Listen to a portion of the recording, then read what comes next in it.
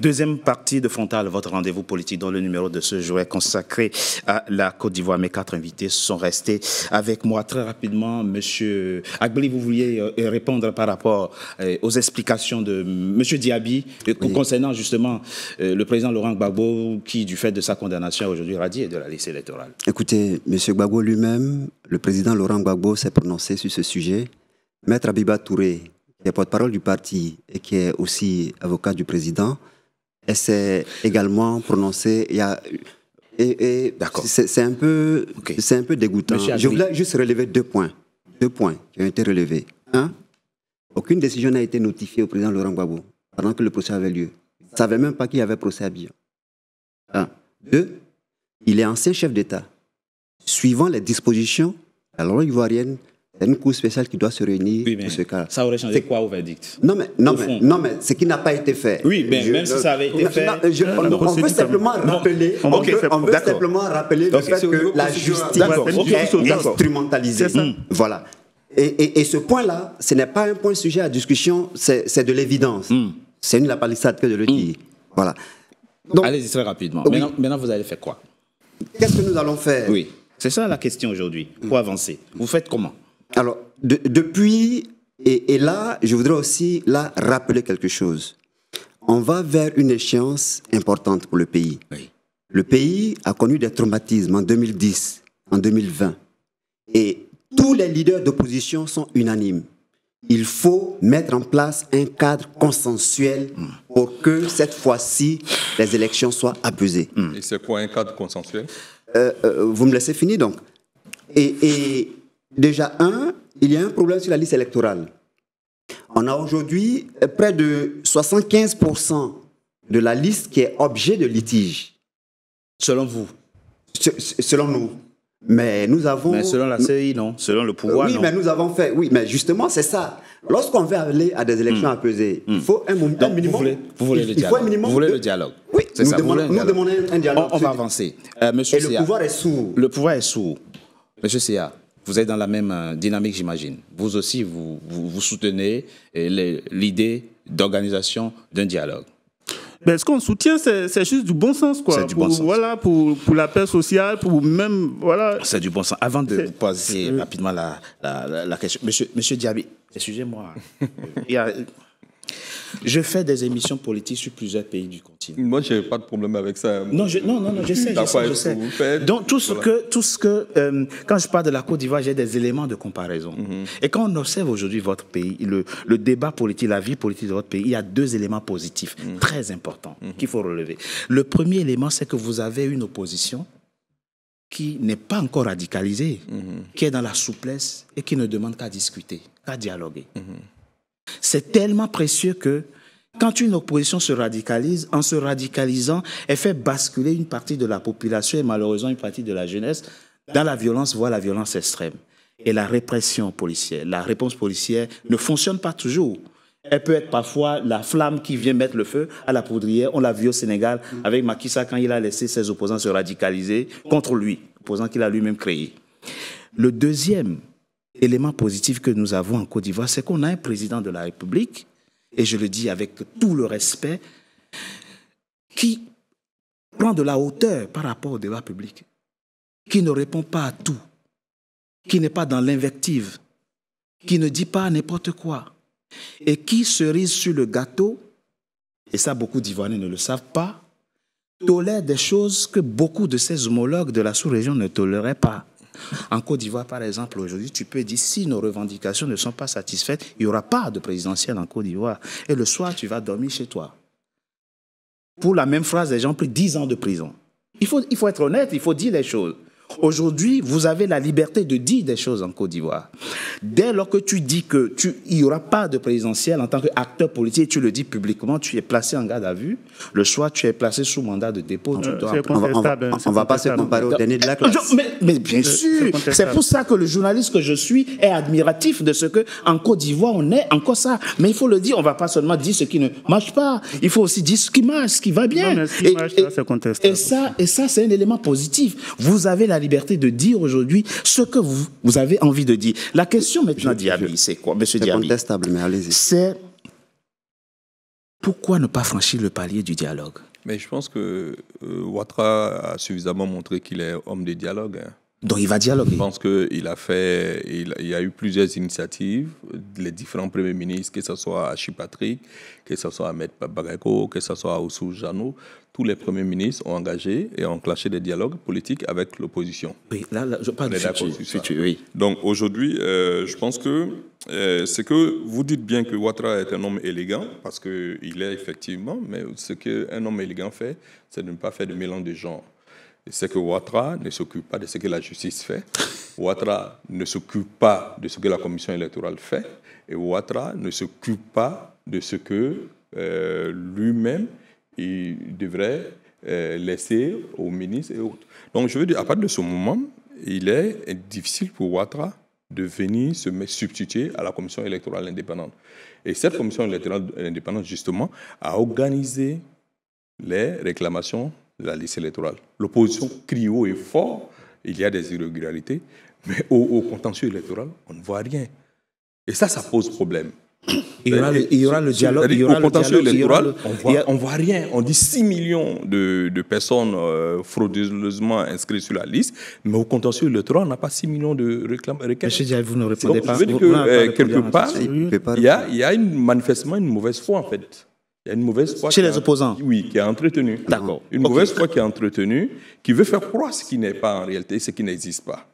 Et ça, c'est chaud. Pour revenir également à la question de Laurent Gbagbo, je veux dire que on inscrit l'action publique dans des délais. Avançons. Non, je veux rapidement. On inscrit la question du dialogue. On inscrit l'action publique dans des délais. Et la justice et le procureur de la République a besoin d'inscrire son action dans le avançons. Délai. Le dialogue que demande l'opposition, il aura lieu ou pas? Oui. Bien sûr, chose qu'on appelle les partis politiques sont appelés à dialoguer. Je crois que récemment, il y avait une rencontre entre le RHDP et le PDCI. Et je crois que ça devait se faire cette semaine. Donc, je veux dire que les partis politiques sont appelés à discuter, sont appelés à se rencontrer, sont appelés à discuter des choses. C'est parce que j'ai dit dans la perspective de la présidentielle. Nous sommes à 4 mois des élections. Oui. La difficulté de ce délai, c'est d'instaurer un dialogue politique qui va prendre 6 mois, qui va prendre un an, qui peut rendre complexe la situation de la Côte d'Ivoire. Donc vous voulez prendre le risque de laisser votre opposition se radicaliser? Si elle se Parce qu'elle va se radicaliser. Oui, mais je veux dire que ça, ce sont les rapports de force qui déterminent maintenant le terrain. Voilà. Donc, à un moment donné, vous avez entendu les leaders déjà disent à leurs militants, restez mobilisés, soyez prêts à attendre. Elle va se radicaliser, votre opposition. Je voudrais relever... Je veux dire que c'est le terrain qui détermine les rapports. Dans le rapport de force, vous faites allusion à la force policière. Non, je parle ils ont des militants, on a des militants. Et à un moment donné, chacun fait la démonstration de sa force sur le terrain. Vous force en termes de mobilisation. Je parle de mobilisation. Non, mais... Nous l'avons démontré, vous avez fait des meetings où il n'y a pas eu plus de 50 personnes. Le 14 juin, nous aurons des mobilisations ici à Paris, en Côte d'Ivoire, pour montrer notre force. Vous êtes au pouvoir, vous dirigez le pays. Il y a des problèmes qui sont posés. Et lesquels? On a besoin, on est en train de parler justement du cadre équitable pour les élections. Oui. On a besoin de discussions politiques pour prendre des décisions. Oui. Et vous dites qu'il faut aller dans la rue pour marcher. Non, je comprends pas. Comprenez l'incongruité. On vous a... Non. Un point. C'est pas incongru. Ce qui est incongru, c'est de vouloir imposer un calendrier. En fait, le président Ouattara était tout magnanime que lui, il ne faisait pas un mélange de genres. Mais excusez-moi. Le président de la CEI, il a été formel. Lorsqu'il enlève le nom du président Laurent Gbagbo sur la liste électorale, quand on lui demande, qu'est-ce qu'il dit? Non, c'est pas lui qui enlève. Il a reçu donc, il reçoit de l'exécutif. Oui, donc non, pas de l'exécutif. Non, il ne reçoit pas de l'exécutif. Il ne reçoit pas de l'exécutif. Non, c'est faux. Il ne reçoit pas de l'exécutif. Il reçoit de la justice. Oui, c'est ça. Voilà, faut pas. Non, quand il dit de l'exécutif. Le ministre de la Justice. Non, ça c'est un autre débat. Allez-y, s'il vous plaît, monsieur Agbeli. C'est pas le ministre de la Justice qui lui donne. On laisse rapidement, s'il vous plaît, monsieur Diaby. Très rapidement, monsieur Sia, et puis maître. Alors, ce que je voulais dire, c'est que je pense que vous vous êtes laissé prendre dans le piège de la communication du RHDP. Il n'y a pas quelqu'un qui a fait beaucoup plus de prisonniers politiques et de prisonniers d'opinion que le président Ouattara. C'est faux. Vous pouvez me laisser développer. S'il vous plaît, monsieur Diaby. S'il vous plaît, monsieur Diaby. Il a cité des noms aujourd'hui. C'est faux. Il a cité des noms, tout ça. Il faut parler aussi un peu des... Mais tu oublies que la direction... Tu oublies que la direction du RHDP... Monsieur Diaby. Tu oublies que la direction du RDM s'est retrouvée emprisonnée à un moment donné. Toute la direction du RDM... Monsieur Diaby, on laisse monsieur Sia finir rapidement. S'il vous plaît, on laisse monsieur Sia finir. Dans ce piège de la communication. Non, ne vous en faites pas. Quand il y a un point positif aussi, il faut le dire. Il n'a cité que les prisonniers d'opinion du PPACI. Chez nous, on a nos jeunes Macron Ier qui a été emprisonné juste parce qu'il a... S'il vous plaît. Non, c'est important. Vous allez répondre après. Il a été emprisonné pourquoi? Vous allez répondre après. Macron Ier a été emprisonné pourquoi? Vous allez répondre après. Non, je veux... Mais vous allez répondre après. Vous voyez la version du militant RHDP qui allez-y. Donc imaginez ça. Non, allez-y très rapidement. Non, monsieur Diaby. Moi, mon doctorat, je l'ai mérité et tu n'en parles pas. Non, sérieusement. Moi, mon doctorat, je l'ai mérité et tu n'en parles pas. Et surtout, tu n'en parles pas de cette façon-là. Non, mais c'est maladroit ça.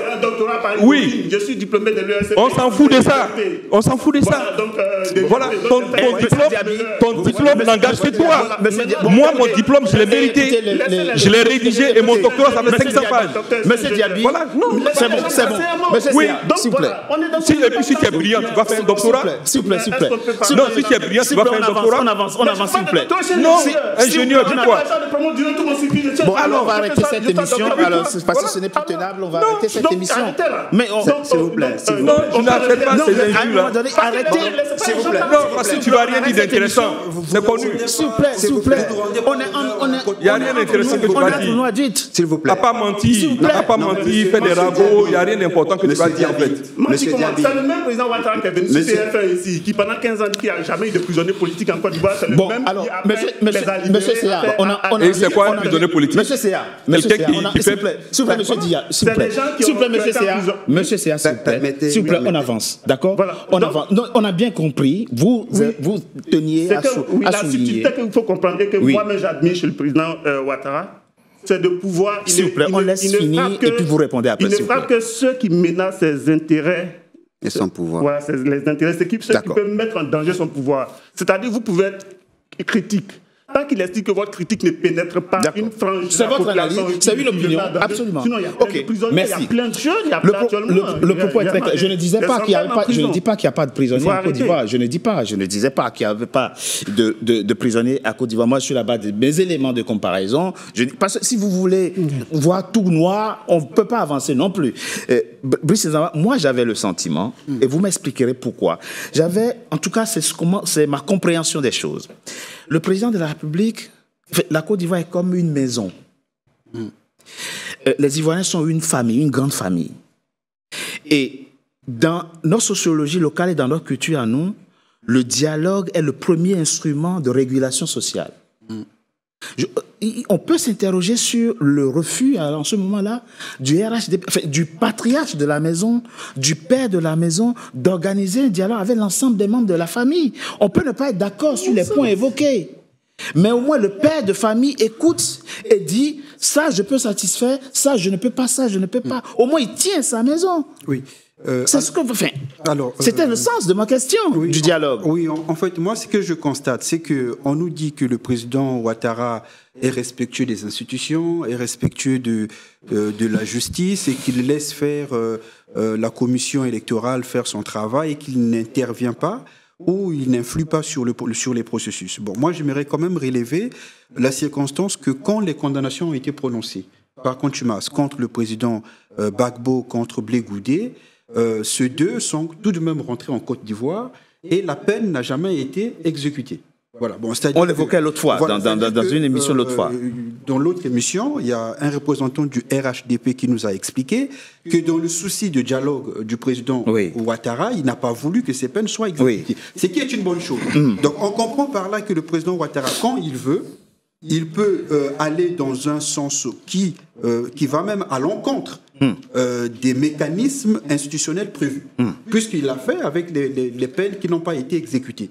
Alors pourquoi il ne peut pas aller jusqu'au bout de cette question et considérer, comme vous l'avez dit, que là, on est dans une phase où on est en train d'aller vers une élection qui est cruciale. Il faut sortir la Côte d'Ivoire des phases, je dirais, litigieuses des élections. Puisque depuis 2010, il y a eu ça, 2020, il y a eu ça. Il faut tout de même qu'on puisse avoir une élection qui est apaisée cette fois-ci. Et il n'est pas possible que des figures de proue de l'opposition soient écartées de cette élection.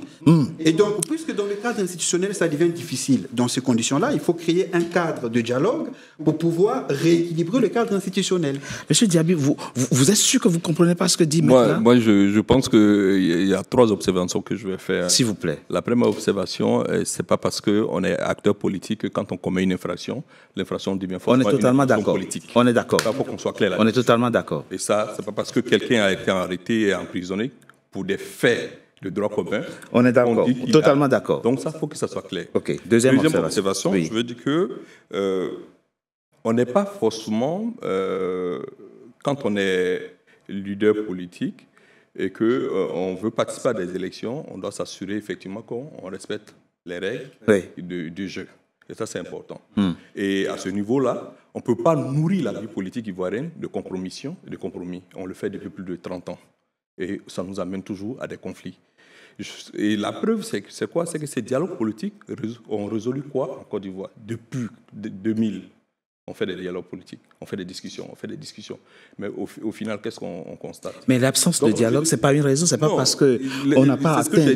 L'absence de dialogue garantit la déflagration. Ce que je dis, c'est que Ouattara est président du RHDP. Non, président de la Côte d'Ivoire. Mais avant aussi, il est président du RHDP. À ce niveau, son parti peut engager des négociations, des discussions avec les partis politiques, ce qui a été déjà initié. Donc ça veut dire que le dialogue n'est pas rompu. C'est ce que je veux dire. On ne s'est pas compris, M. Diaby. Je vous dis, le président de la République, il est le père de famille. Dans sa maison, c'est lui le père. En Côte d'Ivoire, il n'y a pas deux pères. C'est le président Alassane Ouattara qui est le patriarche de la maison Côte d'Ivoire. Il y a les membres de la famille Côte d'Ivoire qui veulent discuter. Vous pouvez faire l'expérience en tant que père. Quand vous décidez dans votre maison d'écarteler une partie de la famille et d'avoir vos privilégiés à vous, votre maison est vouée, est vulnérable. Dans tous les cas, cette question relève de la compétence exclusive de Ouattara, de décider, de discuter ou de... D'accord. Mais vous, membre du RHDP, vous me rappelez au RHDP, alors que je vous ai donné la position du RHDP tout à l'heure. Je vous ai dit que le RHDP est en train d'initier des discussions. Très bien, on avance. Voilà. Très bien. On avance dans cette émission. Monsieur Agbli, vous savez, moi... l'un des défauts de la politique, c'est qu'elle permet souvent des débats inutiles, etc., qui nous enlèvent du concret, du factuel. On va rester concret maintenant, factuel maintenant. Le 17 mars dernier, M. Koulibaly Kubillet et ses équipes ont distribué aux partis politiques ivoiriens la liste électorale provisoire. Sur cette liste sont inscrits 8,7 électeurs, potentiellement. Si cette liste devient définitive, nous aurons le 25 octobre prochain 8,7 millions d'électeurs qui iront aux urnes. Il n'y aura plus de distribution de cartes d'électeurs. C'est fini. C'est ici que ça se joue. Ma question maintenant, pour rester concret, pour rester factuel pour le reste de cette émission, c'est dans ces 8,7 millions d'inscrits, quel est le stock de voix potentielles que vous, PPACI, vous avez sur cette liste qui pourrait vous garantir la victoire au soir du 25 octobre 2025. Avez-vous demandé à vos militants et sympathisants d'aller se faire enrôler et de prendre des cartes d'électeurs? Est-ce que c'est fait? Si oui, dans ces 8,7 millions-là, vous avez quel stock de voix potentiel? Je dis potentiel, aujourd'hui. Merci pour votre question. Je voudrais quand même rappeler très rapidement que vous avez remarqué que lorsque M. Diaby parlait, nous l'avons écouté, personne ne l'a interrompu. Bien sûr. On va faire pareil pour le reste de cette émission. Déjà, nous disons que nous voulons aller aux élections. Je ne vais pas rappeler la figure du président Laurent Gbagbo dans l'esprit démocratique en Côte d'Ivoire. Mais on ne va pas aux élections à n'importe quel prix. Nous disons qu'on a près de 75% de la liste électorale qui est sujette à litige. OK. D'accord. Donc, quand vous dites que 75%, ça veut combien de millions à peu près? À peu près 6 millions. 6 millions sont de faux électeurs? Non, objet de litige. Bon, donc, ok. Au regard de la loi. Au regard de la loi. Je veux dire quoi? Je veux dire qu'à partir du moment où, puisque pour aller à ces élections, il faut que tous les acteurs aient confiance dans un cadre minimum. Expliquez, objet de litige, là, ça veut dire quoi concrètement? Ça veut dire qu'il y a plusieurs situations. Oui. Il y a par exemple une mère qui a plus de 100 enfants, elle seule. Oui.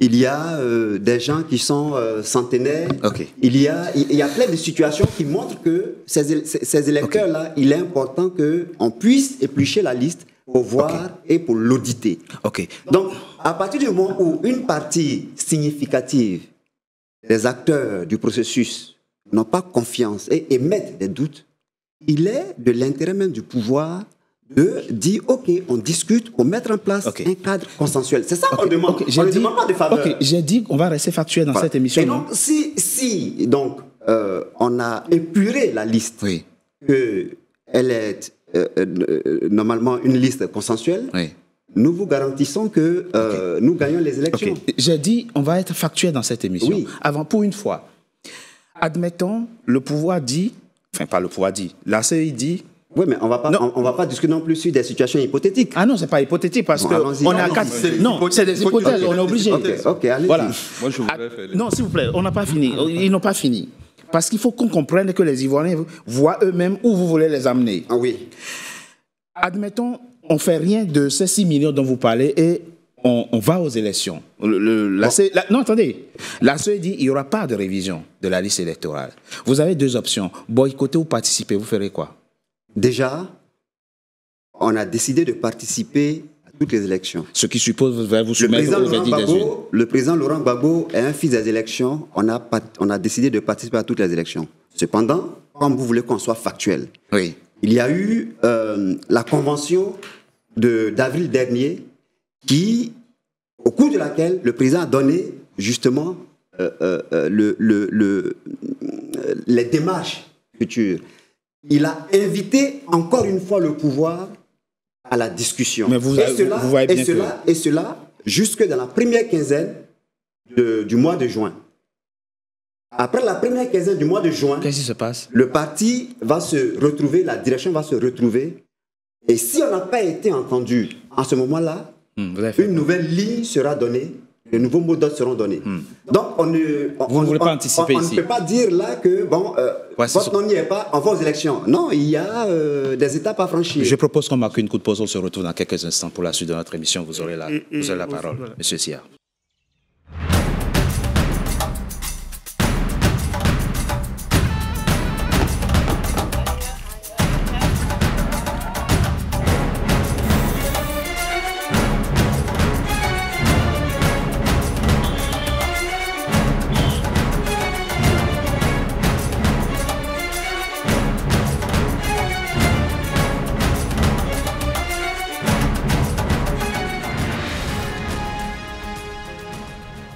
NCA, la nouvelle chaîne africaine. NCA, the New African Channel.